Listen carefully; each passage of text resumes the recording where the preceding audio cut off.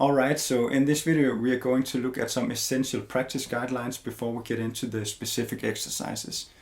And if you just clicked on this video randomly, I recommend you to go back and watch the introduction video first, so that you do these videos in order and get the context right. And also, if you do watch these videos and you find any value in them, please consider to support my channel by hitting the like and subscribe button. In this video we are going to talk about the importance of mindset and a few ways to think about practice. And then we'll run over some good habits that you need to be aware of when you practice and play.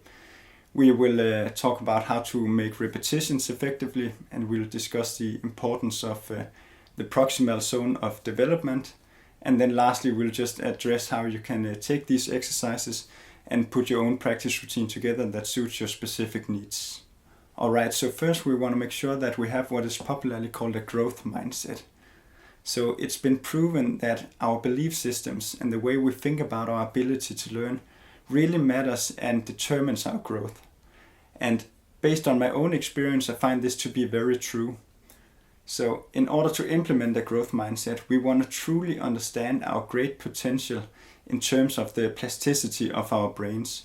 We can really shape our brains and bodies to our will. And deliberate practice is about how you can do that in the most effective way possible. So we can really improve at this if we care about our practice. And there has not yet been identified any limit to the plasticity of our brains. In fact, people only keep getting better and better at all kinds of disciplines as we keep pushing our limits and find more effective ways to practice. So this understanding is the foundation of our practice, really truly believing in our own potential. The other thing I just want to talk about here is to have realistic expectations. Alright, so it takes a lot of time and it takes a lot of work, and we are talking months and years and thousands of hours of deliberate practice. Now that's if you want to get really good at it and achieve a level of mastery. But anyone can really improve a lot with deliberate practice, and just 1 hour per day will take you a very long way over time. So there's no easy way here, there's no shortcut. It's really about this quality practice and dedication. And then I also want to mention here that I don't think of this warm-up routine and technique practice that we'll talk about in the coming videos. I don't think of that as music. I see it as the sport of training motor skills for fingerstyle guitar. I see it as the sport of gaining absolute control over my hands. And to sustain effort in this, I think you just have to really learn how to love it. And personally, I find it very exciting and enjoyable to improve and hone my skill with these exercises on a daily basis. Okay, so let's now run over some good habits that you have to be aware of when you practice. And let me just clarify first that a good habit is something that you do every day when you practice, so that over time it becomes a natural part of what you do. It becomes second nature. And these habits will help you to become a better musician, and it will move you in the direction of your goals and towards mastery bit by bit. Okay, so the first habit is to be aware of being aware. Awareness is everything in deliberate practice. We need to know what we are doing. So you can practice for thousands and thousands of hours on autopilot and not get anywhere. So it's really about being intentional and being mindful, so that we are in charge of what is going on. And a good idea that I learned from the great bluegrass flat picker Brian Sutton is to create a little habit in the beginning of your session, where you just check in with yourself and make sure that you're connected to the moment, aware and ready for your practice. So that could be just doing a quick breathing exercise, or it could be when you're tuning your guitar, or when you're doing a few stretches if you do that. Whatever works for you to just bring you to that mental state of awareness. Alright, so that's the first habit.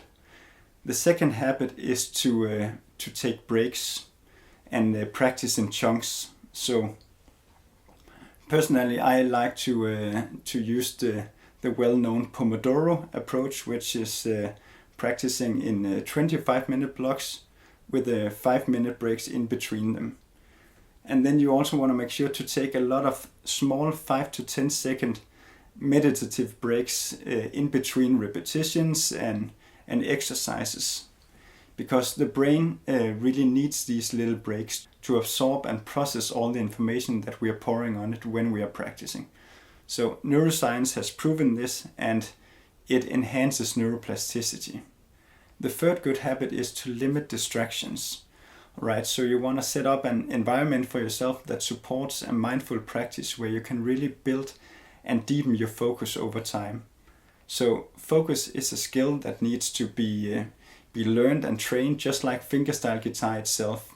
And this is certainly something you want to work on and be aware of, because focus is just super important to the quality of your practice, and it also enhances neuroplasticity. The fourth good habit is to breathe in a relaxed and natural way when you're practicing.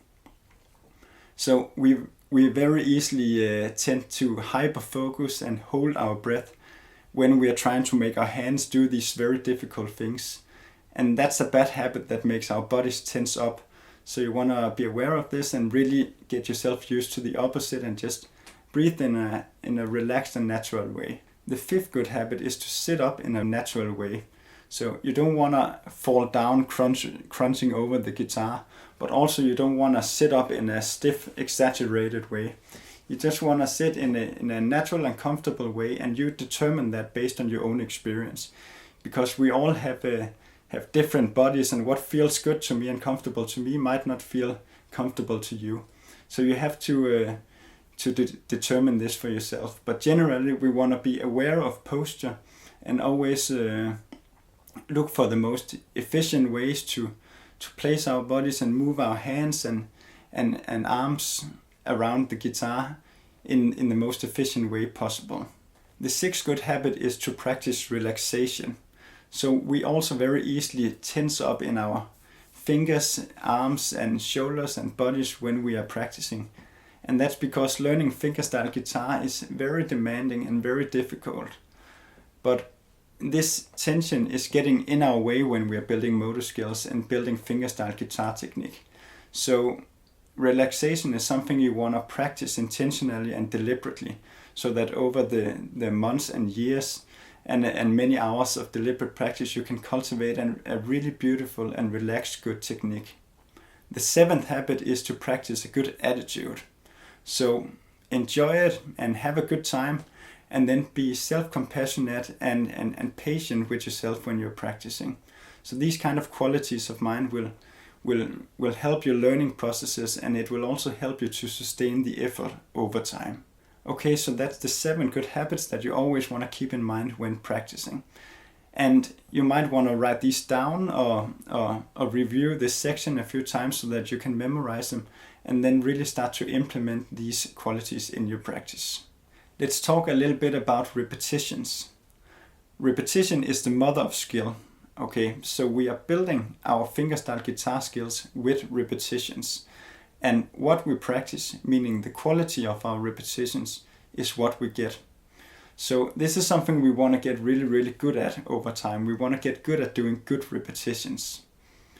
And when we are practicing with repetitions, we want to start out very, very slowly. We want to start out so slowly that we have a great sense of control of what we are doing. So we really want to avoid that feeling of impulsivity and impatience to our repetitions. We really want to be in charge of what is going on. And then we want to focus on building quality into those basics that we are going to get more into the details of in the coming videos.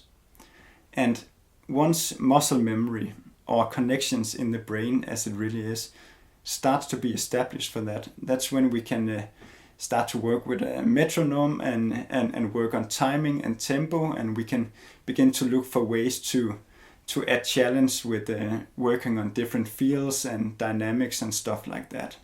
I would say don't try to play everything too fast too soon. You really want to take your time with this and build some quality into what you do, and then work it up little by little from there and add challenge. Okay, and then also when you're doing these repetitions, remember that's where you always want to reinforce those good habits that I mentioned just before. Okay, so this is the very fundamentals of working with repetitions. And probably you won't be any good at it at first, but if you just keep working on it and keep trying to get better and better at it, you will over time be able to bring more and more quality into your practice. Now there's also different popular and scientifically validated systems for how to work with repetitions in the most effective way possible. And we will be looking more into that in other videos where we'll talk about how to learn a fingerstyle guitar tune from the bottom and build repertoire and stuff like that. But here for this course we're just really gonna focus on getting some quality into our repetitions based on these things that we've been talking about here. The next thing I just want to address really fast here is the importance of the proximal zone of development. So this is the sweet spot where things are not too easy and not too hard, but just a little bit outside your comfort zone where things are a bit challenging. And this is where all the growth will happen. If things are too challenging, you will lose quality and there'll be too much stress, and then it's not going to be helpful. If it's too easy, you simply won't develop your skills. So I think this proximal zone of development and this challenging spot, it doesn't necessarily always have to be more tempo, more advanced things and stuff like that. It can also be doing the same simple thing but with more quality than yesterday. And I think we have to spend a lot of time doing this, improving on the basics. So the art is to get really good at identifying this proximal zone of development and then build up everything brick by brick, little by little. The last thing I want to talk about here is the topic of putting a practice routine together with these specific exercises that I'm going to show you in the coming videos. And the very first thing I want to mention is that you have to create it for yourself. There's no perfect practice routine. So each great guitar player that I've been looking into and studying over the last couple of years is having his or her own ways of doing things. But the principles are consistent. It's about always improving on the basics, building that quality into everything, and then look for new ways to add challenge based on the proximal zone of development. So your practice routine has to suit your specific needs and it has to solve the specific problems in your technique. So it's really about being intentional. You don't just randomly do exercises and hope for something good to happen. You need to always have a clear focus and be purposeful in what you do. In that way, I think deliberate practice is really about engaging in everything that you do with your critical thinking skills and problem-solving mind in a curious, open-minded, learning by doing kind of process. And this is something I've noticed about players like Joe Robinson, Tommy Emmanuel, Brooks Robertson, Brian Sutton, and a few classical guitar players that I've been looking into.